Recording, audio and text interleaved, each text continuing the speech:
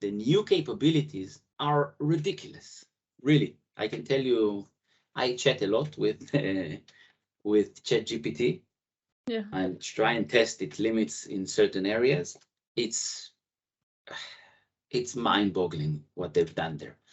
And again, because I've been doing that for so many years, I keep on thinking, if this is the version that was released to the public, what the hell do they have in their R&D centers?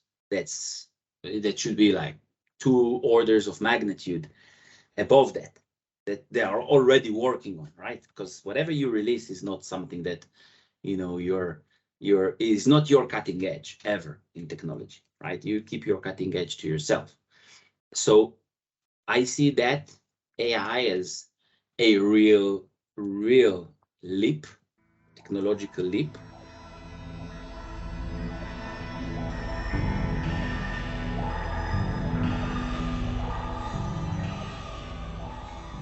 Welcome to the What the Biohack podcast, powered by Bronic.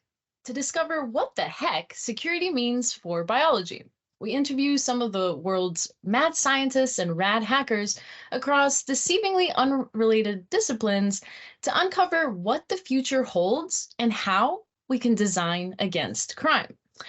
I'm Miriam El Gabri, your host, and today we're speaking with Uri Bar-el, a veteran cybersecurity professional with hands-on experience leading and building cybersecurity practices across various geographies and sectors. He was previously Global Senior VP and Head of Cybersecurity at Qualitest. He was also Head of International Business and Development at Amdocs, which, by the way, is a $3 billion revenue company. As well as a security specialist at insurance company AXA. And he led the tech information security strategy programs there. So welcome, Uri. Hi, thank you. Thanks for having me. I'm super excited to have you on the podcast. And not to be a little nostalgic, but it must have been, 2021, I think, when we first met. And that was on a Secure by Design panel. And it was organized by MedTech Integrates at the time in the UK. Now, to kind of set the scene, and for the audience that might not be familiar in this space, do you want to talk to us a little bit about what Secure by Design means, given your experience, and why it's important? Sure, no problem. I'll try and simplify it, and you'll see I'm doing that sometimes overly so. So let me know if I'm oversimplifying things, because after X amount of years in the profession, I tend to do that. Extra layman's. Yeah. So it's Secure by Design is exactly as it sounds. So whatever you design, whatever you're doing, if you're thinking about security from the beginning, then you'll have a better, more reliable, more secure product at the end.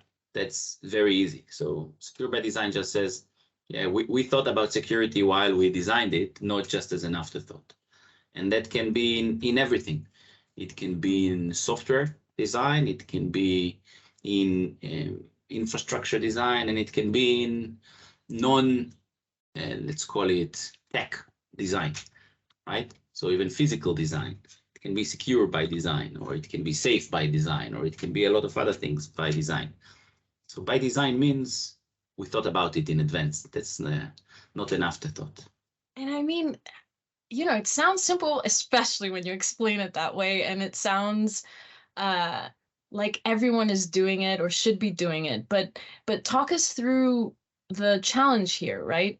We have that phrase for a reason.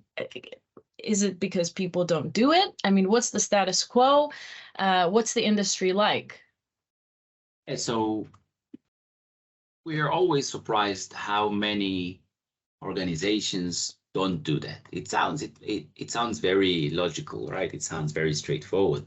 Everyone should think about security when they're building a software product. Real life suggests that this is in 90% of the cases an afterthought. And like everything, when something is an afterthought, then introducing it into your product or your offering or whatever it is much, much more difficult. So So yeah, not a lot of organizations really use secure by design approach. And some say they do, but they don't in practice. And I used to say that 20 years ago, I used to spend the first 3 meetings with a client explaining what security is. We don't need to do that now. Everyone knows what security is. Then I would spend another couple of meetings proving to them why security is important. This is still something that we need to do. Explain to a founder, explain to a CEO why security is relevant for their organization. So secure by design is even one step further. It's only for organizations who understand that security is a business enabler for them. So they should think about it from the get-go.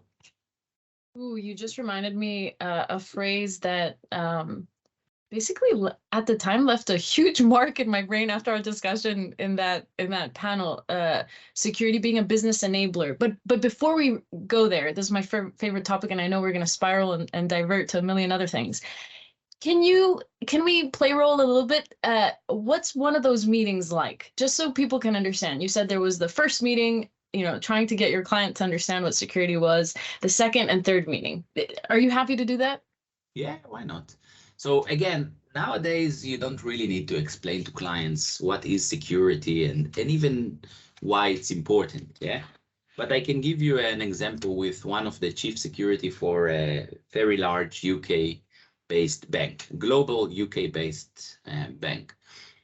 And, I went in with the usual kind of very naive spiel. It was a while ago, saying, well, but I'm sure you're scared or worried that you'll be hacked. And because you'll be hacked, a lot of clients will leave you because, data leaks or availability issues. And so he looked at me very seriously and he said to me, Uri, we do much worse things to our clients and we do it, intentionally to our clients. It's not by mistake. It's not that we were hacked and still they don't leave us. So I'm not worried that clients will leave just because of a hack, right? That's not my worry. They will not move from X to Y just because of that. We make it too difficult for them anyway, right? So I'm not worried about that. So how, for example, in this role playing, how would you kind of react to something like that? The head of security for a major UK bank tells you, yeah, a hacking, incident does not scare me in terms of clients leaving me. How would you handle it? In numbers, perhaps, like financial loss or reputation, another one? Yeah, but what he's saying is, listen, the reputation of, let's just call them HSBC for now. The reputation of HSBC is not so, affected by a hack. It happens, okay, and so what? You see, it's not an easy one, right? Because as professionals, and I think I also mentioned that when we met, as security professionals, we tend to believe that it all revolves around that, right? Yeah. And the truth is it doesn't revolve around that. So only when it's really in your business interest, then is when it's interesting for you to implement it, right? If it is not, then hiding behind reputational damage or even financial, unquantifiable financial damage, we shouldn't sell security like that anymore. That's when the penny dropped in my mind, was in this meeting. Because we used to sell security with what we called FUD, right? Fear, uncertainty, and doubt. You sell it through fear or uncertainty because, okay, you invested that and you were still hacked. Yeah, but what would have happened if we would not invest it? We would be hacked 3 times. You don't know that. And security is almost one of the only fields that allows itself to sell without a proper ROI, right? There's still no ROI in security. So I think, again, for me, that interaction with that head of security for a major bank kind of really caught my interest around the business enabler, right? Because if you're not enabling business, if you're not helping the the company do more business or better business, you don't really have a sustainable model of investing in security. That's at least, what changed my perspective on it. So is that how you convince them basically in terms of security? The argument, and feel free to kind of expand on it, was that security is a business enabler. Yeah, so it's not me persuading clients anymore. What I understood then is that either the client needs it or they don't. So my job was to find those who need it and to put aside those who don't or need it for reasons that are not the right reasons for my services. So let's take HSBC as an example, or this major bank as an example. They need it for regulation purposes, right? FCA dictates that they need to do certain activities around security every year. So they need to do that. For me, it wasn't a great reason to do it, right? So our type of services back then, still today, are ones that, again, revolve around the ability to do business. Okay, because then it means that the technical level that we bring, the professional level that we bring, actually means something for the business. We're not a commodity.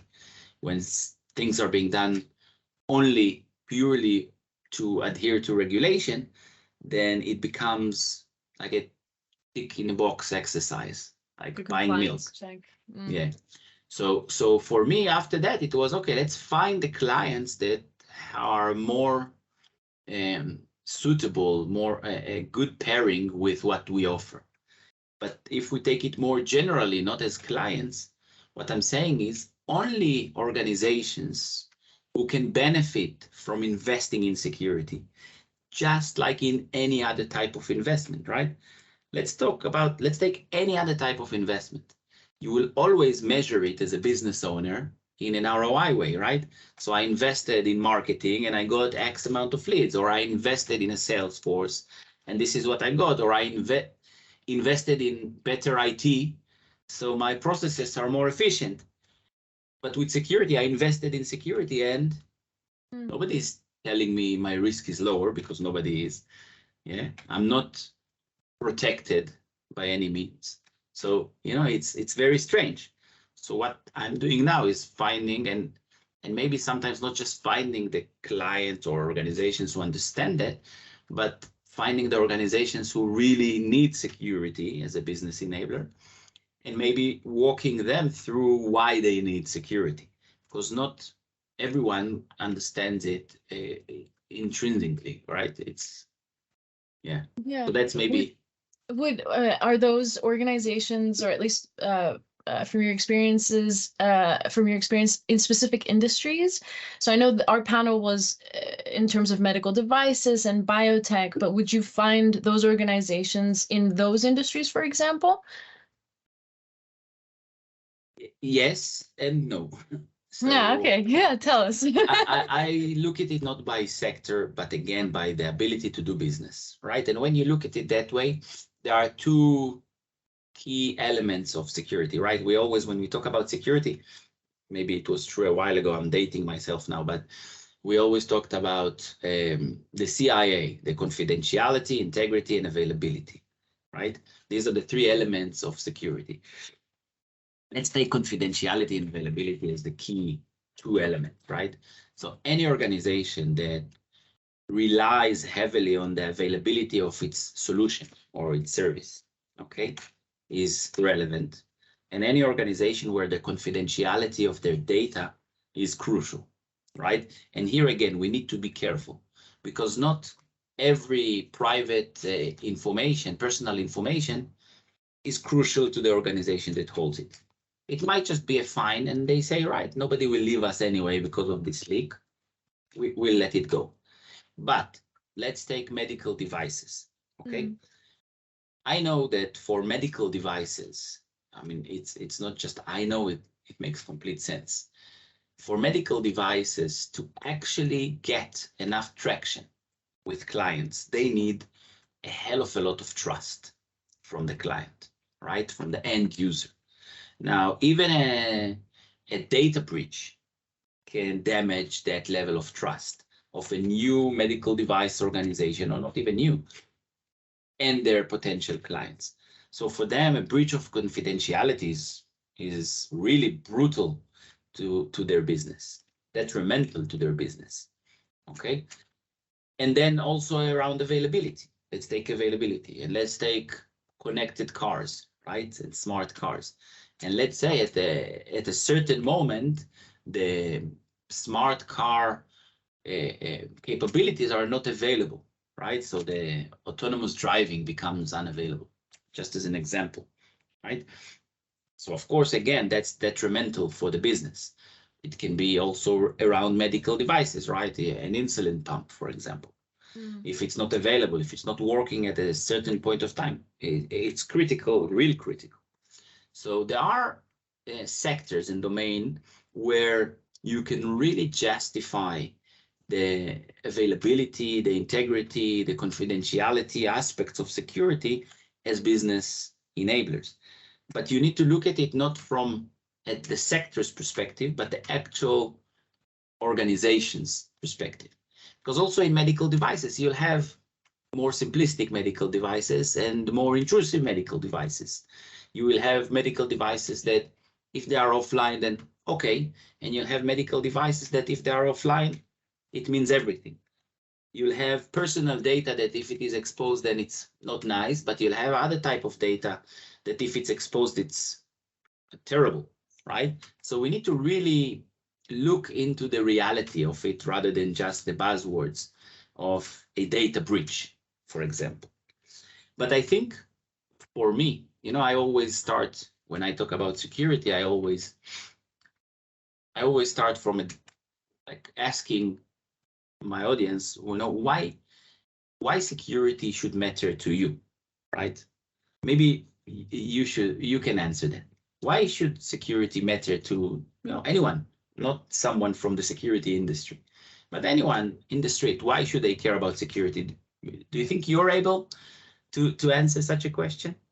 Oh, I have multiple answers. I think in terms of biotech and health tech or med tech, it has severe implications to their biology as biotech is increasingly integrated. So you mentioned, medical devices or insulin pumps. You can imagine that either their quality of life or even worse, it can lead to a fatality if it doesn't function properly. So it should, again, we're biased because we're in the field. I was going to say it's first priority. Yeah, but I'll let you finish that story because I'm curious to see where you ended up. So just to your point there, I'll tell you that it's not so straightforward at all. I once worked as a security manager in British Airways, and British Airways released like a huge survey to all of their clients, asking them to rate the most important things for them in a flight, in the process of the flight, right? And the third point was safety. So the third overall point that they chose in terms of not preference, but what were the first two out of curiosity? So the first one was entertainment. Oh, nice. Yeah. Supersede safety, great. Yeah. And the second one, I don't even remember, something about the check-in or the seats or like something like that. Sailing process, maybe. And the third one was safety. And then I was kind of scratching my head. I said, well, it can't be that everyone a little bit, silly. And they explained it to me. They said, no, we always get that result. Safety seems inherent to people. They don't even think about it. They don't rate it because without it, there is no flight. So it must be safe. That's first of all, it must be safe, right? Oh, there's an assumption there. Yeah, it's the assumption. It's the, again, intrinsic assumption. Safety is part of it, of course. There is no question. I don't understand why you've put it there for me to rate it, kind of thing. They don't even process it. The same thing goes into our minds when we step into an autonomous car or when we use a medical device, right? Otherwise, we don't use it. And that's the key point, right? The key point of security, the key reason for security, the domain that, I am a part of, but sometimes I'm very critical of, the real reason why, you, I, everyone should care about security, or the real role of security in the world, is to allow innovation. It's to enable innovation, right? Because without security, nobody will step into a self-driving car, and nobody will hook themselves into a medical device that really affects their well-being, or nobody will swallow a pill that will do whatever it will do without knowing 100% sure, like in an airplane, that it is safe. I was gonna say once, but I think it's multiple times. I was in this rabbit hole of trying to understand what security really means, like, and ending up in like the history of security. Sometimes I've ended up in like the first patent of like physical security and who invented. Anyway, and one of those rabbit hole times, I found the origin of like the Latin word version of security. I'm not going to try and pronounce it and yeah, embarrass myself. But it ended up just being lack of anxiety, which is kind of what you're saying now, right? Exactly. Nice. Yeah. So it really just boils down to that. Yeah. No technical terms there. Yeah. So, okay, so, but how do you approach then the task of balancing this, innovation and security and now I'm going to specify, what about the rapidly evolving field of biotech? Yeah. So I think we discussed it at one point. Well, you have a PhD in biosecurity. And I remember when we met, I asked you, please help me, because I've been in this field for 30 years or so. Just what does it mean, really? And I was struggling to understand what does it mean, because again, I'm, in my mind, always kind of oversimplifying things. But let's take biosecurity, right? It has, give me an example maybe of a bio whatever startup initiative, and then we can see what security means to that for a second, right? Can you give me an example of a bio something related project? You mean, okay, the most... Okay, a pill that does XYZ, or... Okay, I really don't like name dropping, but I'm gonna do this one anyway. I'm just thinking about the implications of this now. But okay, in synthetic biology, one of the face child companies in the space right now is Ginkgo Bioworks, and they kind of started with this like engineering platform, which is Ginkgo, but during COVID, they created Concentric, which is meant to be a biosecurity company. Again, meant being very specifically selected in that sentence. And what they did was kind of help with the COVID, like testing, rapid tests. They partnered with the airports globally, trying to create this, let's say, biosecurity heat map to track cases, to track outbreaks. So here's an example. Let's see where you're going to take this. I hope I haven't shot myself in the foot with this example. No, so it's a great example. So it's a company that during the outbreak was helping kind of map where the outbreak is going to go, right? And it did that by the actual tests and the data, maybe analysis behind it, and some trending maybe, and I'm not really sure, right? But that's what they did, right?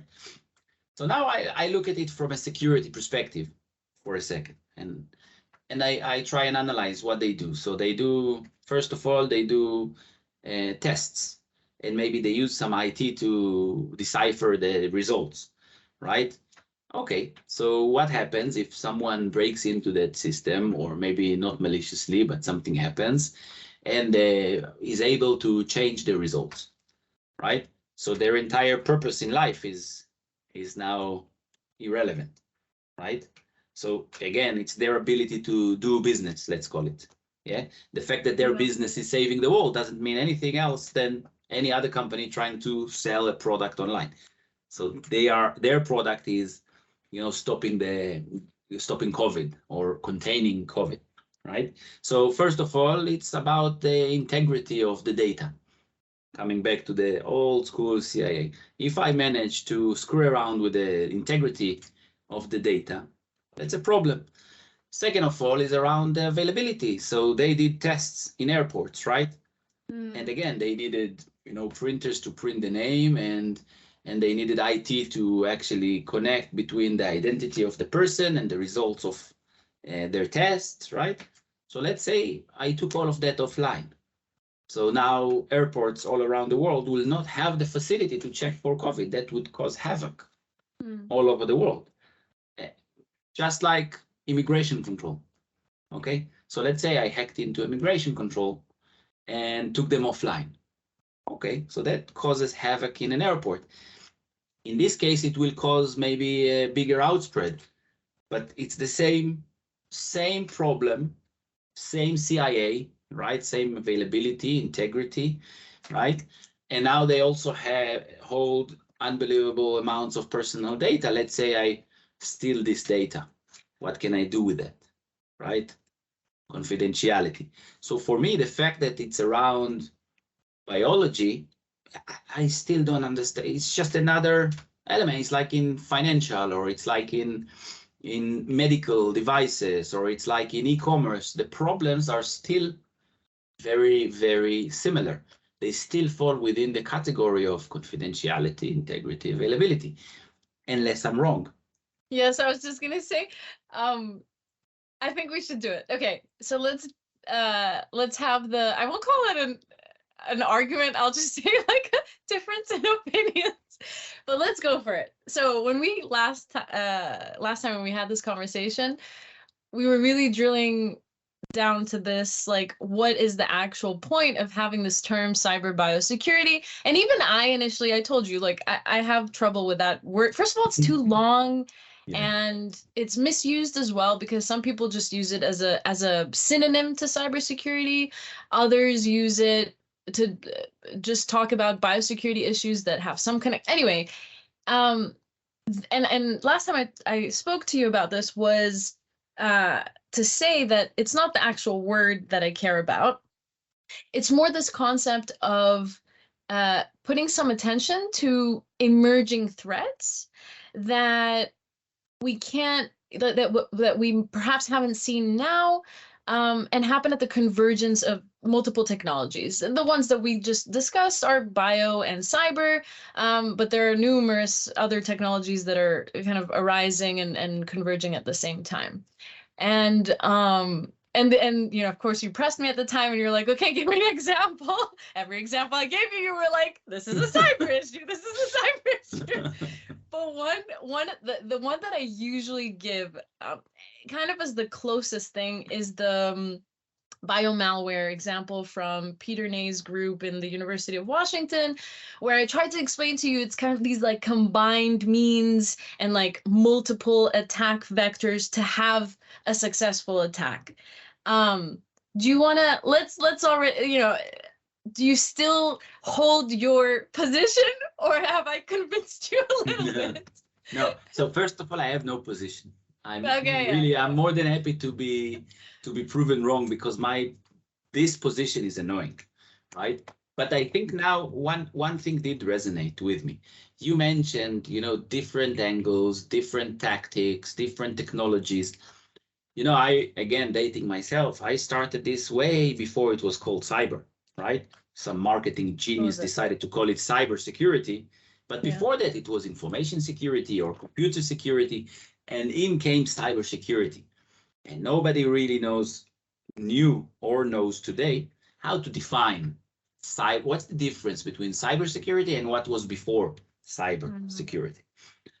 One definition that's usually a logical one that I use, is that the cyber element is a combination, just like you said, of different elements, right? It's not just infrastructure, and it's not just data and databases, and it's not just application, and it's not just the human factor and social engine. It's not. It's a combination of all sorts. It's someone writing code, right?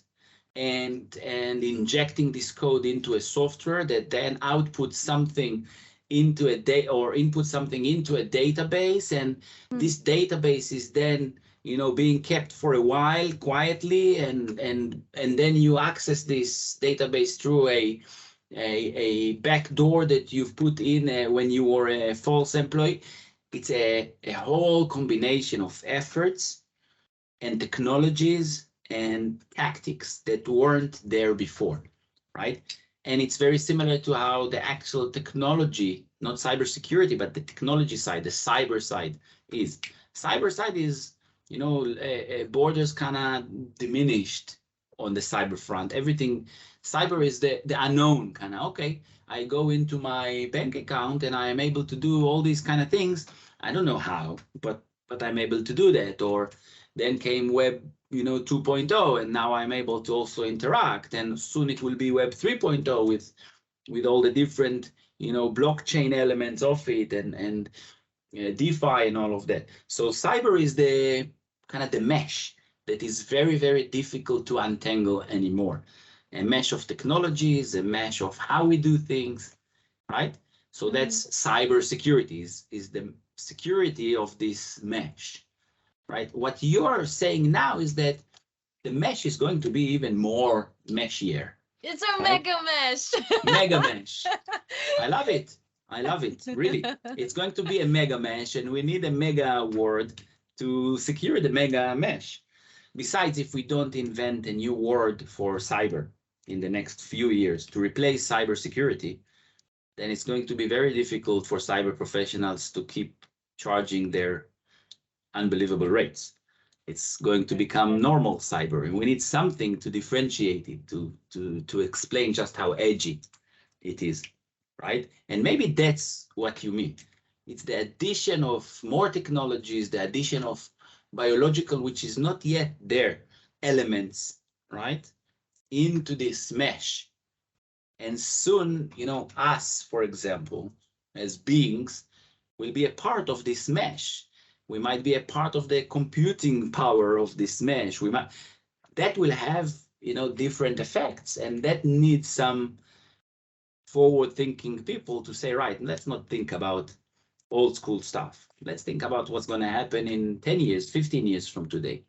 Not, what Uri is talking about. We need someone that, thinks about, okay, what's the next step in this mesh, and how can we secure it? Maybe that's a good point, because directly to the point that you mentioned, you said it's like a something malware, right? Which is in essence what? A malware. That's what you told me last time I told you this. We've been dealing with different types but of it malware. Is malware. Yeah. We've been dealing with different types of malware. We used to call them viruses. Okay. Then we evolved and we called them malware or other words. And then we said, we will have antivirus. And then we said we'll have heuristics-based antivirus. Great. And then we said anti-malware. Great. The evolvement was there. But the virus is a virus, it's a malware. It's okay. So now what you're mentioning is a different type of malware. Okay. Maybe this different type of malware needs a different types of security technology, but it is a normal evolution that we've experienced over the last 25, 30 years. It's an evolution. There is a new technology, so there needs to be a new technology securing it. That's always the chase, right? Now you're saying there's a new technology and we'll need new technology to secure it. That's perfectly okay. It's perfectly valid. It's still, for me, still the same domain of cyber. We just took it another level. I like the way that you've explained it this time, because I think this applies to other fields, even with biotech or synthetic biology, right? That's what we used to call it, the programming of biology, same way we program a computer. And now we've rebranded that. Rebranding, that's the word, I think. Rebranded it to engineered biology. I mean, there were several reasons. I think, especially in the UK, one of the reasons was public perception as well. We don't like synthetic, people are like, this is kind of scary. Yeah. Whereas engineered, for some reason, is a little lighter. But yeah, I agree that when it boils down, it's a rebranding. But I wouldn't be Miriam if I didn't do this. So I'm going to push you a little further. You mentioned Web3 and new technologies.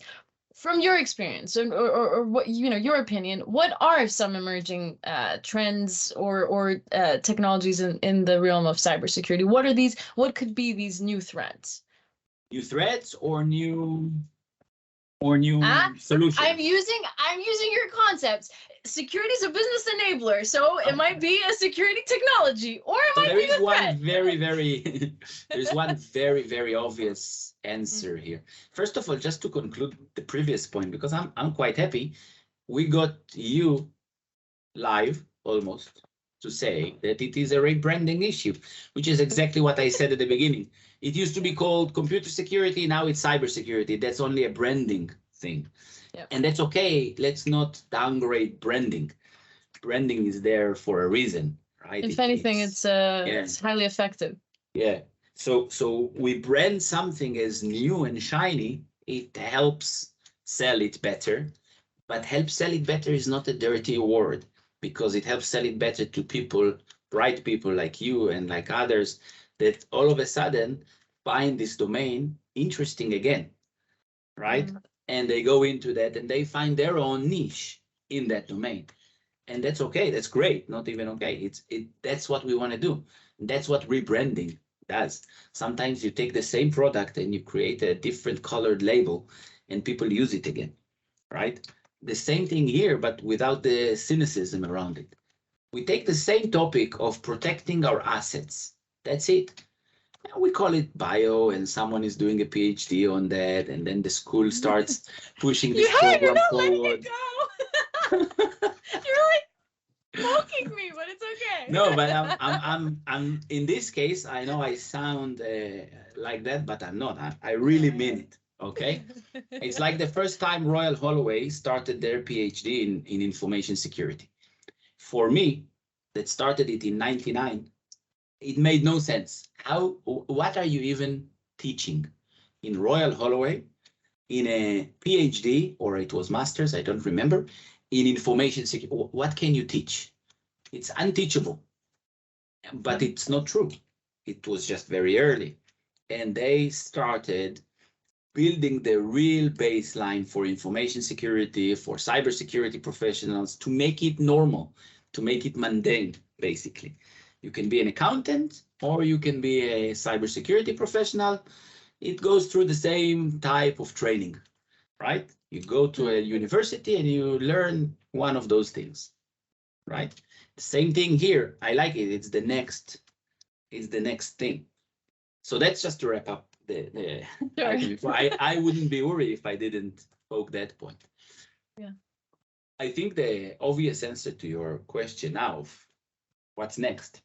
I used to think, when I said used to, it's 6 months ago, I used to think the next big thing would be around Web 3.0, the decentralization. I still think it's going to be a big deal, right? I think it's going to create a new internet, but I think it's going to do it slower than what was expected, right? Every decade or so, we need a technological jump. We have a technological jump, a decade or so, if you look historically, right? We, unbelievably, are around 15 years, right, from our previous technological jump. So if you look 15 years back, there are no big technological breakthroughs. Nothing really changed. It's all incremental evolution, if you notice. Since iPhone, the first iPhone, first smartphone, we didn't have a big, that was the last big technological evolution. We didn't have something much bigger than that. So we have quicker phones and we have better cameras on our phones, but that was the focus, right? So we desperately need another technological jump. I used to think it would be decentralization, blockchain technologies, because nothing else was around. But then a few months ago, what emerged to all of our lives like a storm is ChatGPT, regenerative AI, and all of that. Now, I thought I was, or I still think I am immune to hypes, technological hypes. I think I I like know. the disclaimer there. Yeah. But I think I know how to identify something that is masquerading as a new technology, right? And AI has been there forever and never broke through the barriers, right? What we are seeing now is a huge leap. It's not an evolution at all. This is a revolution by definition, right?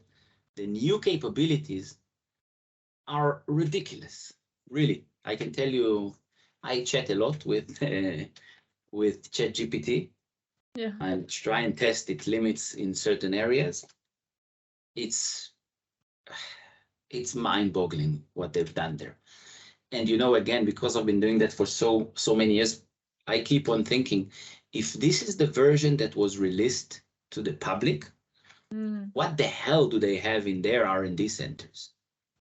That should be like 2 orders of magnitude above that they are already working on, right? Because whatever you release is not something that is not your cutting edge ever in technology, right? You keep your cutting edge to yourself. So I see that AI as a real leap, technological leap. It's already spreading unbelievably through different elements of our day-to-day. I think it will be much deeper integrated into the more complicated aspects of life as well, like research and development. And I think that's also the by far biggest risk to, I don't know how to use the big words, everyone says it, to humanity or whatever, but that's the biggest risk for tomorrow as well. Not just in terms of Judgment Day and Terminator 2 and will Skynet take control and start making its own decision, which I believe that's where we are heading. But even for tomorrow, will AI make decisions that will impact your life and my life? And I think even today, AI is making such decisions, right? That directly impact you and me. The interest rates that we pay, or the type of playlists that we have on Spotify, or more important things in life that AI decides, right? AI will decide which area of science is going to progress because it has the highest chance, for example, to succeed. Think about it that way. Or which drug to develop because of whatever that AI will decide.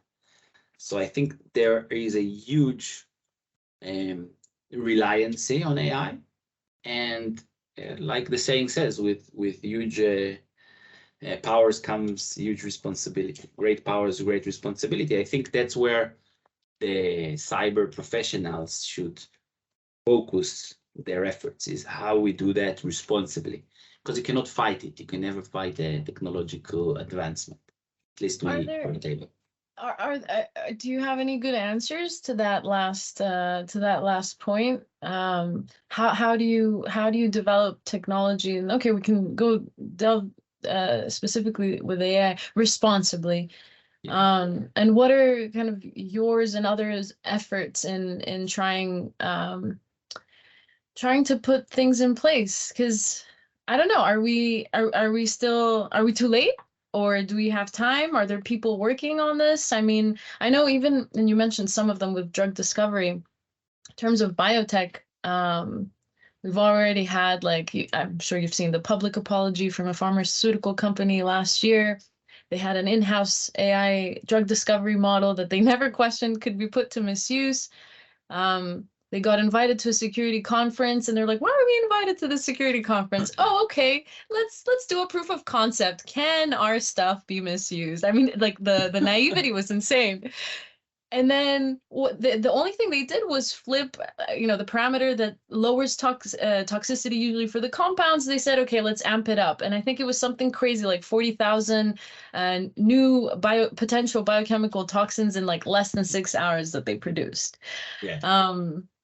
And then even recently, again, sorry to really nail that in, that was like an expert, let's call them a biotech company. MIT just did like a, hey, let's do a hackathon usual story, right? Students that know nothing about bio, even LLMs, large language models, that, you know, not necessarily techie, just let's run this this hackathon of how can, you know, what can go wrong. And I think a couple of students, again, in an hour, were able to, using chat, basically, identify 4 uh, pathogens, like orders of DNA sequences that would go through the screening without getting detected. Yeah. It's first of all, I really, again, envy your ability to think that anything a drug company does, it does naively. I don't share this view, unfortunately. I've seen enough, you know, in this and other domains to know that at least in the anywhere that money is involved to any extent, naivety is out of the game. It's not there. Sometimes it's used to portray naivety, but it's not there. It's all maliciously or intentionally, at least. At least, you know, if we are very generous with companies, it's intentionally. If we are very critical of companies, it's maliciously. And we've seen drug companies maliciously sell drugs that are extremely dangerous for people. We see that with the opioids, and we see that with apologies of drug companies. So I think, and the point here is not to talk about, you know, drug companies. It's about the naivety, or more accurately, the philosophical sides of technology. Okay. And I believe, to your original question, how should we deal with it? Is it too late? I think what we see with ChatGPT or with AI in general now will require a huge surge of a new breed of cybersecurity experts, very actually similar to you, a breed of, call it, somewhere around philosophy and cyber.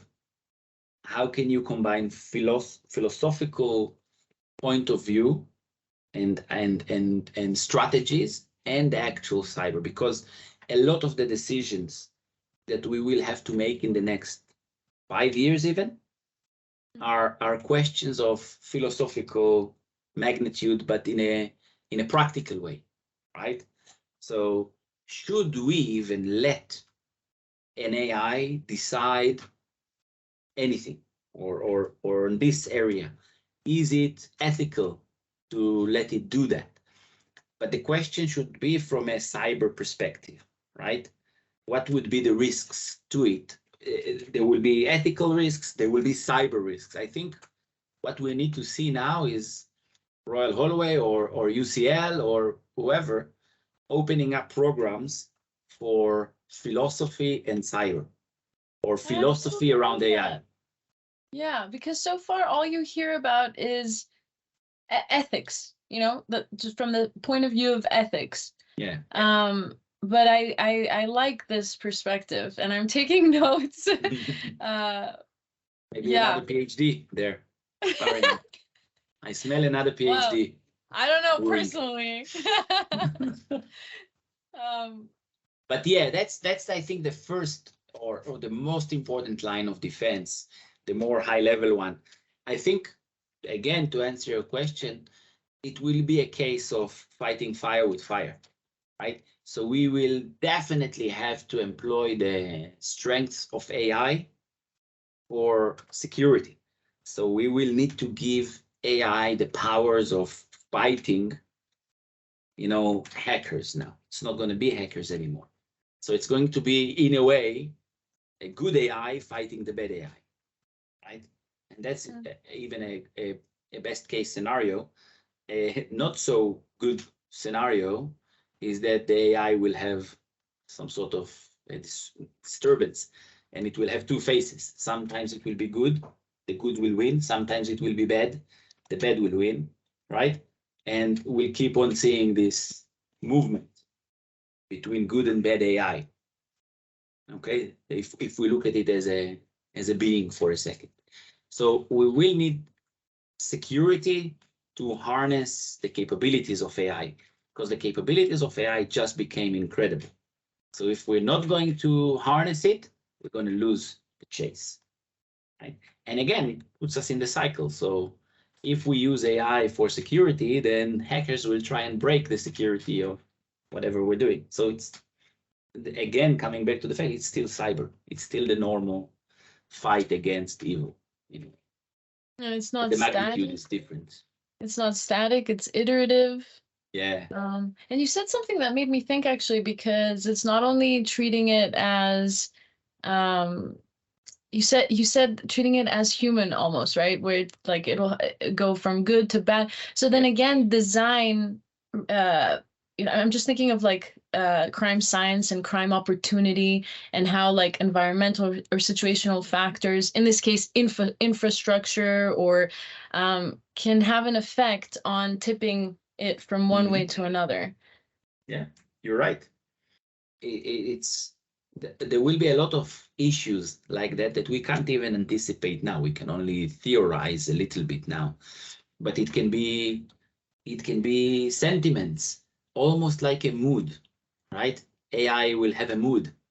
You know, today the mood will be more lenient, and tomorrow they will wake up on the wrong side of the bed, and its mood will be different. And the mood will be dictated by so many different inputs that we cannot control anymore, right? That will dictate its mood, its next thing that it will decide on. So I think, again, this is we must see today, tomorrow, a surge in people that thinks around these terms and not around the technological terms of AI.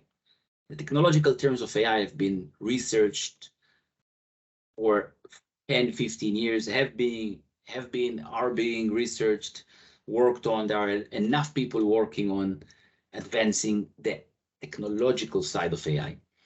We are at a point where we need to start advancing the non-technological aspects of AI, the psychological, the ethical, the cyber aspects of AI, right? That's where I think we should not fight it, but work with it. Yeah.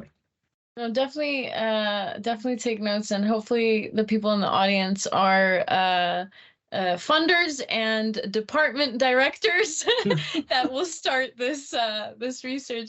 I don't mean to go back on, because I think now we were talking about emerging threats, and we took a very futures angle, and I like to finish with that. So I don't mean to go back, but I do want to, if of course you're willing, talk a little bit about your experiences. So in your bio, you're a cybersecurity veteran, and I wanted to see if, of course, you're comfortable to tell us a few interesting stories, any situations, whether those were specific cybersecurity risks and vulnerabilities that you've encountered, but maybe even situations that probed a significant like ethical dilemma, since we're touching upon now the human aspect of this field. Are you comfortable talking to us a little bit about couple experiences, and how you navigated them?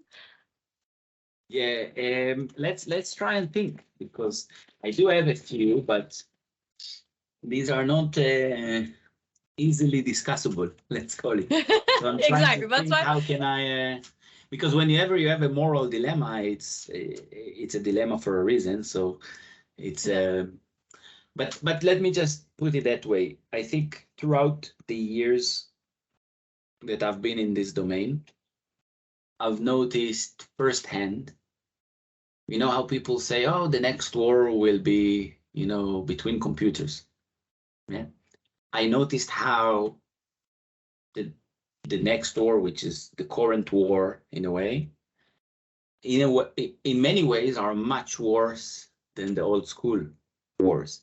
So what we see as an advantage of war between people behind keyboards. The actual implications of this war are much more relevant to the general public than it used to be. Okay, so we think that if the next war is a cyber war, then we're okay as citizens. That's not the case. That's not the case at all. And also it complicates the field, because it used to be wars between countries. Now there are so many different elements that are able to instigate war or havoc or mayhem or whatever it is, that I think we kind of neglected that side over the years. And I can tell you that, now everyone, whether it is big companies or governments, are focusing on that heavily. The problem is we are focusing on it now, where we needed to focus on it a while back when it emerged. And what we're not focusing on now is the next thing. And that's going to keep on being our problems. We are constantly putting out fires, right? Instead of being forward thinking and dealing with the next big thing. So for me, and I'm going to tie it back to the original, security should be a business enabler or should not be there at all. Okay. A business enabler is the most common one, is really enabling business, but a business enabler also means, have a purpose, have a real purpose, defendable purpose, not just the purpose of making money for your own firm, right? Because you're selling security services. And if we will focus on using the bright minds of cybersecurity people, instead of doing pen tests for large banks for tick in a box exercises, and we will actually use the brain capacity, the skill set of cyber people, of engineers, of whoever, in thinking about the next thing, the next threat, and how can we mitigate it today, I think that is the business enabler in a more holistic point of view, right? That's how we can best utilize our skills for the greater good, rather than just, another technology that's going to exit to Microsoft, that's going to buy them. And okay, so you used 500 bright engineers and thinkers in cybersecurity, and instead of giving them the task of looking at how do we secure the next AI iteration, you told them, okay, let's build something that is incrementally better than before, and we'll sell it for a ton of money. So we have a little bit of a moral obligation, the cybersecurity community. We have a moral obligation to shift from our current day-to-day chasing around how can we make more money into what is our more altruistic role in the world. So that's kind of how I would tie it all together, maybe. Yeah. So we definitely need our cyber philosophers. I'm a little astounded. So, okay, here I think is a great point. If again you're happy to share, because I'm not sure if you're ready to share this. There's a vision that you have that's kind of, has the potential to radically shift this whole industry. I think you know what I'm talking about. Are you happy to kind of talk about? I'm happy to talk about the framework and what it means. But what I've said before is that cyber has the more mundane day-to-day tasks, right? They still need to be executed, like security reviews and penetration tests and the tick in the box exercises. They still have a certain value, right? Because if we take them out completely, then we'll come back to 10 years ago where we had problems like that. So we still need to do that. Now the question is around brain capacity for a second, okay? We currently take people with a specific skill set and ask them to do something that is not within their skill set. I'll give an example: penetration testing, right? Penetration testing, the act of trying to break a system, basically. Now, usually it meant very kind of out of the box thinkers, right? I'm talking about 15 years ago. But today it's a very well-known practice how to do it. There are almost manuals on how to pen test a specific system or a specific application or a mobile app. These are the things that you do. There are also a lot of supporting technologies that help you do it better. What we're doing now is we're taking those very bright people, out of the box thinkers, and we're telling them, okay, be well inside the box, literally the tick in the box. Okay. And that creates a problem in terms of resources. We don't have enough people in cybersecurity. We all know we're chasing our own tails here because we're giving a specific set of problems to someone, to a bunch of people that it's not within their skill set. So there is a misalignment. That's one part of the problem. The second part is we are limiting where we look for cybersecurity talent, right? Because if you're not in one of the biggest cities in the world, if you are a talented boy or girl in a village in Poland that has a knack for security, your ability to find work in this domain is almost non-existent. So the idea that I'm now developing, it's now more than an idea, is how do we train more people to do the more, let's call it commoditized, but still very important work, right? So that we can do two things. One is free up the brain power to think about the next best thing or the next thing to fight and not chase our own tail and put out fires. So we are freeing the very scarce resources of the cybersecurity elite. That's the one thing.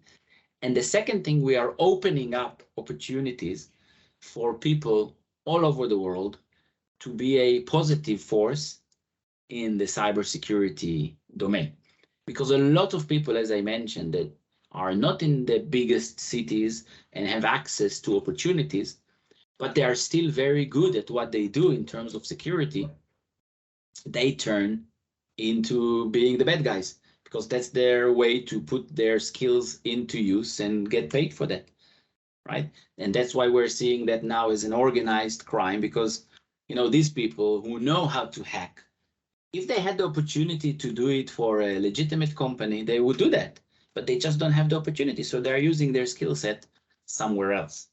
And by opening up the opportunities to everyone in the world, and that's going to be the trick. How do we open it up? How do we train people?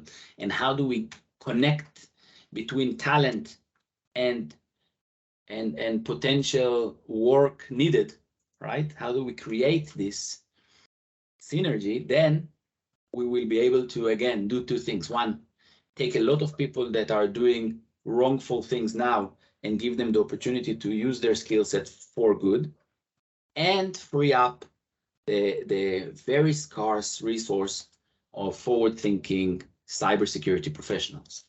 Yeah. So that's the idea. For people that can't see me, I'm waving my hands around, and this is groundbreaking because what you're doing is essentially democratizing a previously undemocratizable industry, and also building and working on an incentive structure, which again was something that up until this point no one was really doing, and if anything, government tended to push the push between white hat and black hat accidentally, and I guess like arbitrarily, towards the black hatting, right? Because there wasn't, this was the thing with the hackers. The first hackers weren't even taken on board, right? They were, when and if they were caught, they were sent straight to jail, which that's like a waste of technical skills that could have helped that government against another government or whatever. But on your point of how, I think the best launch for something like this, if you're taking ideas from from the audience, Definitely. is places like DEF CON or hacking conferences where you already have a huge community of hackers with a hacker ethic that but that initially have the propensity of white hacking, right? White hat hacking. Sorry, this is getting really hard. At least initially, because I think that would be, you know, how the tip of the iceberg, because there are huge networks underneath, that would then lead you to other individuals with those skill sets or potential skill sets across the world. But I'm sure you've thought about this, so I'd be curious to hear how you'd get that capture the yet uncaptured hackers around the world, and especially putting that attention between that conversion, right? Because as you said, initially they might have been on the wrong side, and what you're going to do is say, hey, look, you can do this, still get the same return, if not more. But yeah. So it's a very good point. And I think, you know, if you look at the last, I don't know, 10, 15 years, we moved from a very kind of, let's call it esoteric type of conferences for hackers, right? And now it became a huge industry, right? It's like a legitimate part of the Vegas events nowadays, right?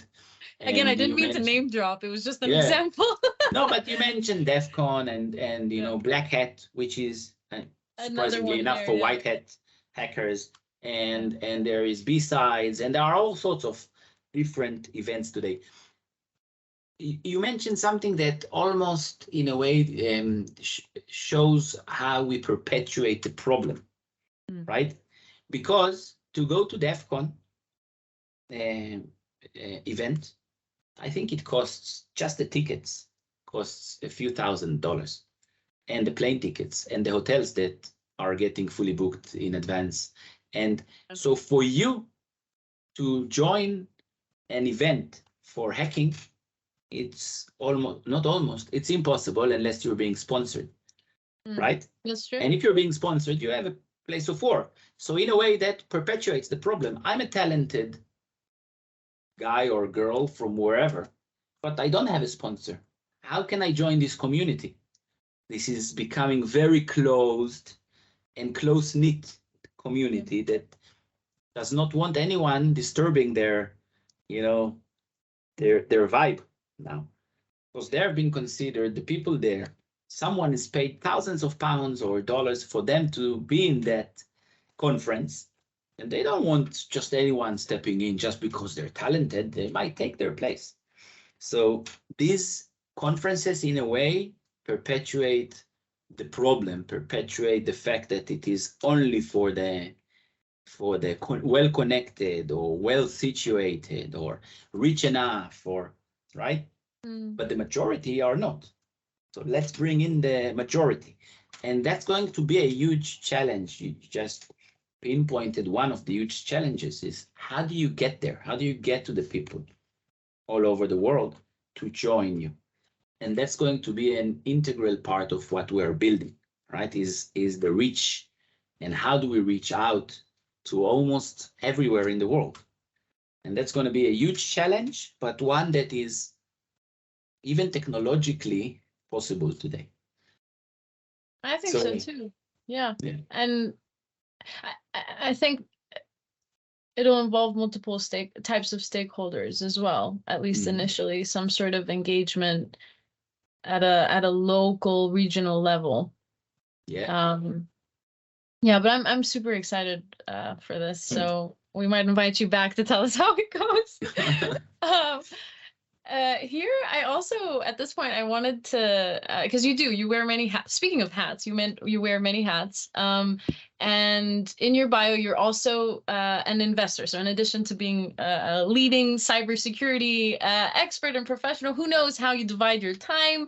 Maybe you have technologies that we're not aware of that you can do this. But do you mind talking or sharing with us your investment thesis, or what sort of startups you look out for? And actually, on a personal level, because we're both in this field, I wonder what sort of, and I won't call it a checklist, but is there a feature there when you start filtering your investments that also has, if not security itself, kind of a framework for thinking about the space and building with the secure by design principles? Yeah. Okay. So I'm sure by the tone of this conversation, you and whoever is listening understands that I don't have great, not the word respect is not the right one, but I do not admire cybersecurity as it is right now. I think it needs to change. It needs to evolve much quicker to a very different place. So in terms of investment, I am not looking at investing in the normal today incremental cybersecurity technologies that do things just a little bit better. That's not, for me, the current interest. I mean, I naturally I come from this ecosystem of cybersecurity, and in Israel, this ecosystem is unbelievable. And I find myself many times trying to defend this approach of we're spending too much money in the wrong places in cyber, right? Because I talk to founders of cyber technologies. And for me, I'm always saying, if we took all the money that was invested in cyber security for the public sector, right? All the money that was invested by VCs and PEs and whoever, and angels, we took all that money and we invested it in medical devices, let's say, or in something else that really helps humanity a bit more than cyber. Wouldn't we be in a much better place today? Because in terms of actually what would happen if we would not invest in cyber so many millions and billions of dollars, again, the only answer is fear, uncertainty, and doubt. Yeah. Oh, if we wouldn't invest these billions, now we would be in ashes. I don't believe in that. I do believe that if we would invested it, not just the money, but the focus, the government focus, the regulatory focus, in medical devices of sorts or solving real problem, right? I think we would be much better off. So when I look at my own investments, I'm thinking about two things. One is, will I be able to make money? Because, I still need to think about that. But am I investing in something that makes the world a little bit better to my point of view, right? Because I'm not saying that I'm right. I'm just saying it's my point of view, right? So I don't think that electric cars are really going to save the earth. I believe in a way to the contrary. If we are solving a current problem without thinking about the future problem that we're going to cause with all those batteries and what we're going to do with them, just as an example, right? But I do think that, medical devices, again, will have a greater impact on humanity or individuals even. And that's more interesting for me to invest in. So for me, it's very, very personal in a way. Mm. But if someone would, yeah. Can I push you a little further? Yeah, go for it. So if you could choose one area of biology, biotech, you said medical devices, to invest in for the next decade, and everyone take notes, what would it be and why? Okay, now that's interesting. I think, unfortunately, I'll have to be very boring here, and it will be with security and AI. I think it's both going to be very profitable. It's going to be the biggest new market in terms of security, and it's going to help, right? So we will need to have it in order for AI to really break loose in a good way, right? So companies that focus on enabling the AI innovation through securing it, I would put my money there. Yeah. Wow. Okay, cool. And I don't think that was boring at all, given our previous conversation about evolving good and bad AIs. Yeah. And finally, this is a fun kind of futuristic. I like to end on this. Where would you, Mariam, before that, where would you invest? Oh, this is a new approach in podcasting. The guest becomes the interviewer. I've been watching a lot of Joe Rogan, so it happens. Yeah. It's okay. Yeah. Flow with it. No, it's really I'm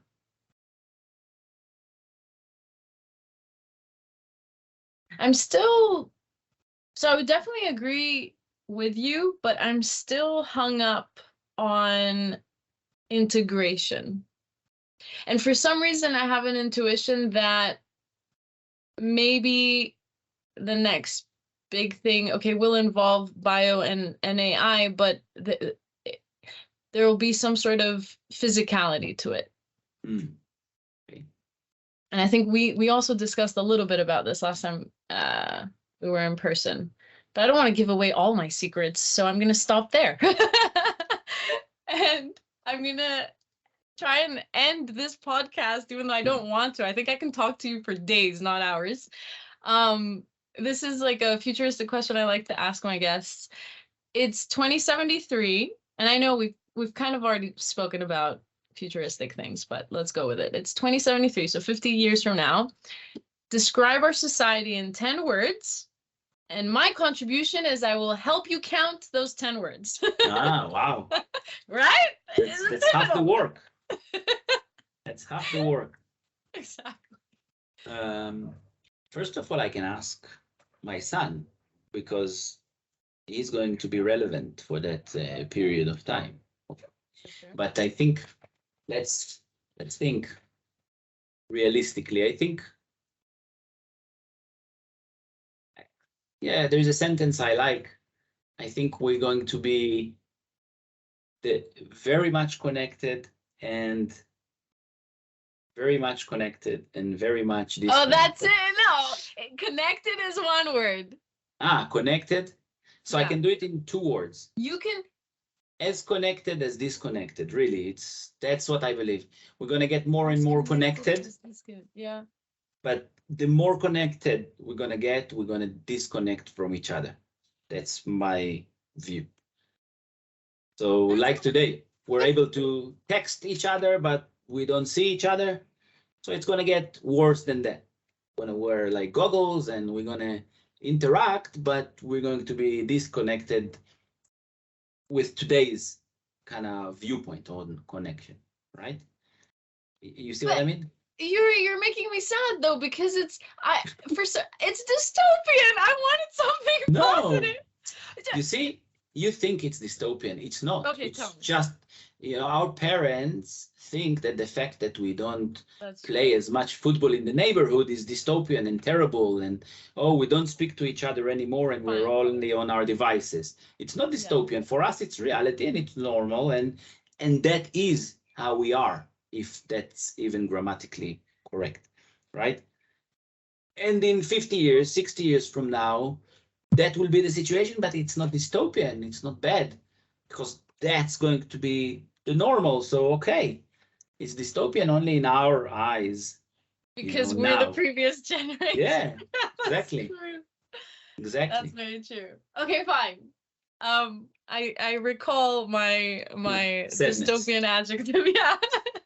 Is there any question, knowing the type of guests that we have on this podcast, is there any question that you'd like to ask our next guest? Oh, it's a good one, but no, I don't. I leave that up to you. I cannot do all your work, Marian. Okay.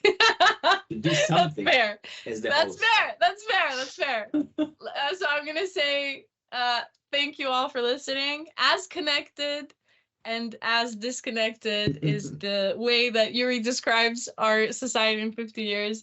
Thank you all for listening, and thank you, Uri, for being on our podcast. Bye-bye. Thanks.